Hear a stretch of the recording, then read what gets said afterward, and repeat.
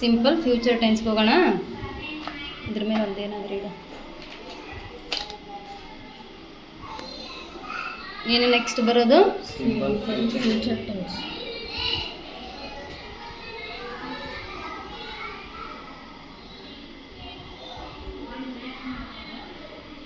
ಅಂದರೆ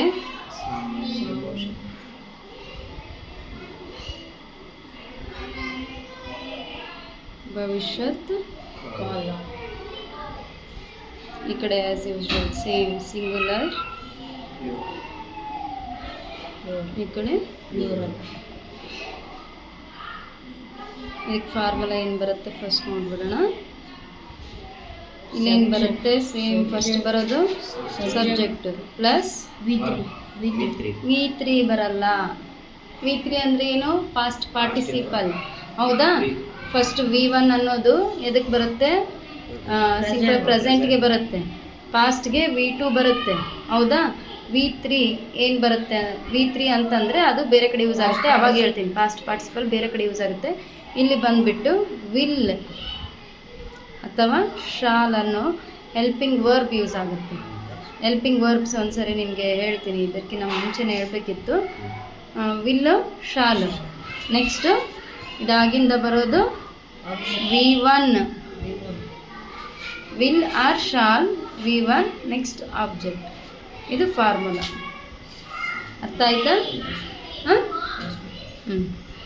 ನಿಮಗೆ ಇಲ್ಲಿ ಒಂದ್ಸರಿ ಹೆಲ್ಪಿಂಗ್ ವರ್ಬ್ ಹೇಳ್ತೀನಿ ನೋಡ್ರಿ. ಹೆಲ್ಪಿಂಗ್ ವರ್ಬ್ ಮೇನ್ ಯಾವ್ಯಾವ ಬರ್ತವೆ ಅಂತ ಇದಾವಲ್ಲ, ಆದರೆ ಇನ್ನೊಂದು ಸರಿ ನೋಡ್ಕೊಂಬಿಡ್ರಿ. ಹೆಲ್ಪಿಂಗ್ ವರ್ಬ್ಸ್ ಅಂದರೆ ಸಹಾಯಕ ಕ್ರಿಯಾಪದ. ಕ್ರಿಯಾಪದಗಳೇ ಬೇರೆ, ಈ ಸಹಾಯಕ ಕ್ರಿಯಾಪದಗಳೇ ಬೇರೆ. ಹೌದಾ? ಇವು ಅಲ್ಲಲ್ಲಿ ಮಿಡಲ್ ನಮಗೆ ಯೂಸ್ ಆಗುವಂಥವು ಯಾವ್ಯಾವು ಅಂತಂದರೆ do, have, shall, will, may, can. ಏನಿವು? Helping verbs. Do, have, shall, will, may, can.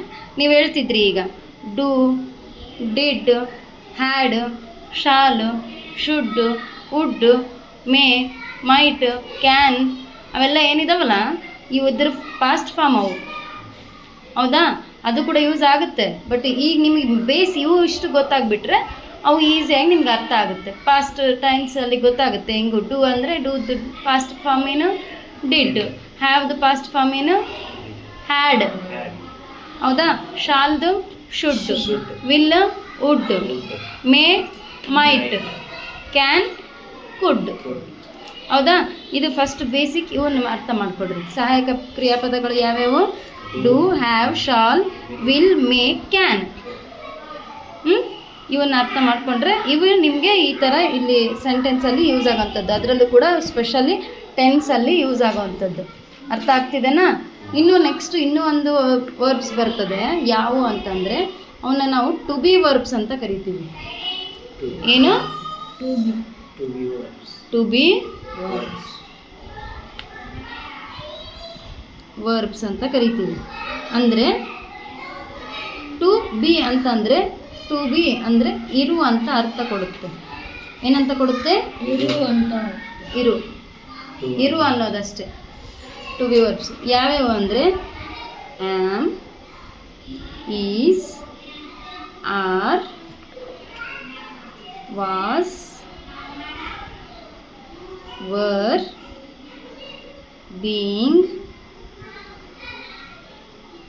Bean. ಇವನು ಓದಬೇಕು ಸರಿಯಾಗಿ, ಬಹ್ಯಾಟ್ ಮಾಡ್ಕೋಬೇಕು. ಎಲ್ಲಿವರೆಗೂ ಬಹ್ಯಾಟ್ ಮಾಡ್ಬೇಕು ಅಂದರೆ ಅದನ್ನು ನೀವು ಕಣ್ಣು ಮುಚ್ಚಿ ಮಕ್ಕೊಂಡಿದ್ರು ಕೂಡ ಎಚ್ಚರ ಆದ ಕೂಡಲೇ ಹೇಳಕ್ಕೆ ಬರಬೇಕು.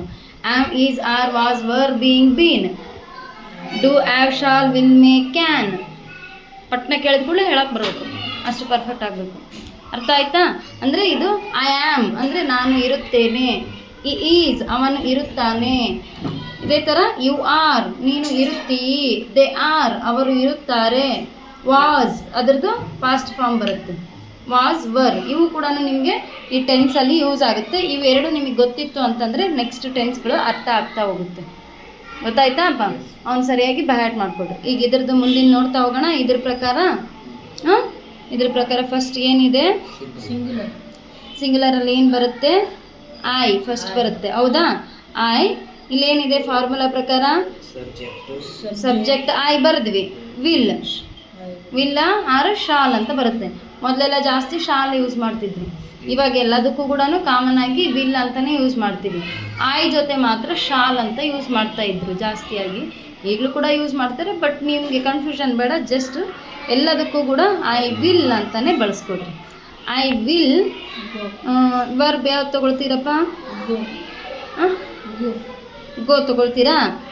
ಓಕೆ. ಐ ವಿಲ್ ಗೋ, ನಾನು ಹೋಗುವೆನು. ಫ್ಯೂಚರ್ ಅಂದರೆ ಏನು? ಮುಂದೆ ನಡೆಯುವಂಥದ್ದು, ನಾಳೆ ನಡೆಯುವಂಥದ್ದು. ಈಗ ಇನ್ನೂ ನಡೀತಾ ಇಲ್ಲ, ನಡೆದು ಮುಗಿದಿರೋದು ಇಲ್ಲ. ಮುಗಿದಿರೋದು ಪಾಸ್ಟ್ ಟೆನ್ಸು, ಈಗ ನಡೀತಾ ಇರೋದು ಪ್ರೆಸೆಂಟ್ ಟೆನ್ಸು, ಇನ್ನೂ ನಡೆದೇ ಇಲ್ಲ, ಶುರು ಆಗುತ್ತೆ ಅನ್ನೋ ಫ್ಯೂಚರ್, ಹೌದಾ? ಐ ವಿಲ್ ಗೋ, ನಾನು ಹೋಗುವೆನು.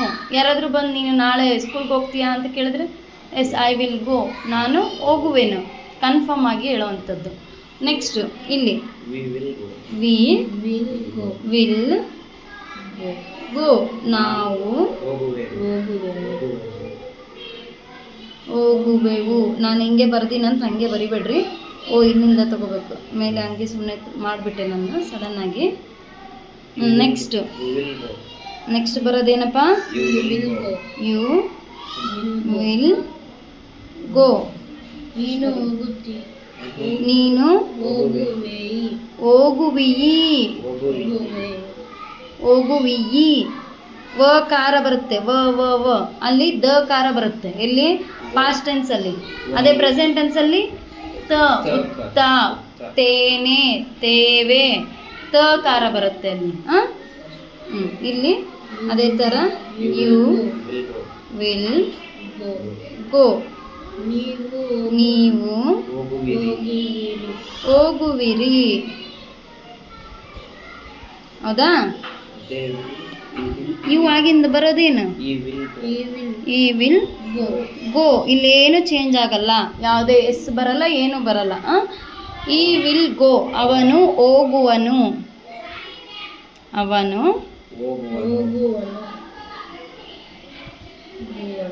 ಹೋಗುವನು. ದೇ ವಿಲ್ ಗೋ, ಅವರು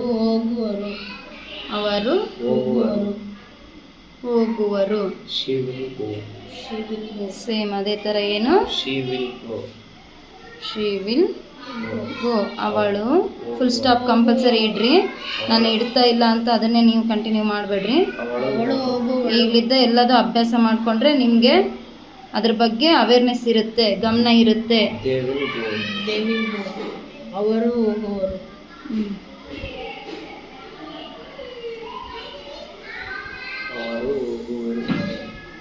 ಅವರು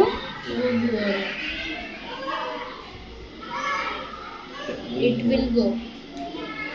It will go. ಅದು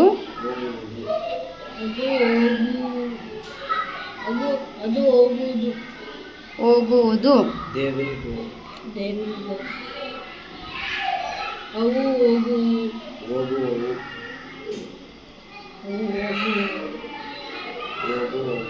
ಹೋಗುವವು.